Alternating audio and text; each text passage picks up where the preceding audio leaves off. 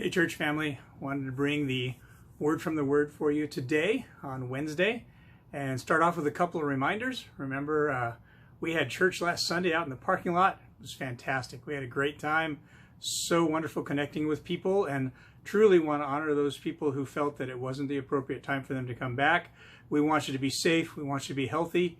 Keep making the decisions that are right for you and where you are and what your convictions are. So God bless you all for church service on Sunday. I also want to remind you that this next Sunday, and probably for a couple of more, we're going to have, again, outdoor service, but we're going to do it at 5:30 p.m. Now, you need to keep your eyes and ears peeled for things on our website, e-blasts coming out, things like that. But 5:30 here at the church, we'll have about a 1-hour service. Get here early, set up whatever you need, your pop tents, and bring your sunglasses and hats, and bring beverages. I also want to encourage you that we're going to have communion, but it's going to be different. We're going to set it out on individual things on trays that you will come up and get for yourself. They will have been prepared with people who have taken the appropriate measures. If, on the other hand, you think that's not quite as comfortable for you, feel free to bring something that you're going to take for communion. We're going to do that together during the service, during the worship set. So that's this coming Sunday. So what's our word for the word for today?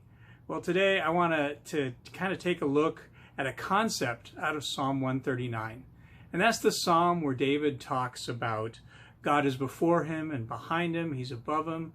He's below him. There's nowhere he can go to escape from God's presence. And we could feel, because of that God's just hovering over us, looking for us to do something wrong. But that's not what the Psalm's about. It's that God is always with us. God is always there to help us if we'll seek his face and we want to do what's right. And sometimes there's really hard decisions to make. What are my convictions? What am I called to do? What am I called not to do? I think that what David says in Psalm 139, when he says to God, he says, "Search my heart, O God, and see if there is any wrong way inside of me." In other words, our convictions and our actions should start with our relationship with God himself. Is what we're doing reflecting God's character? Is what we engage in something that Jesus would do?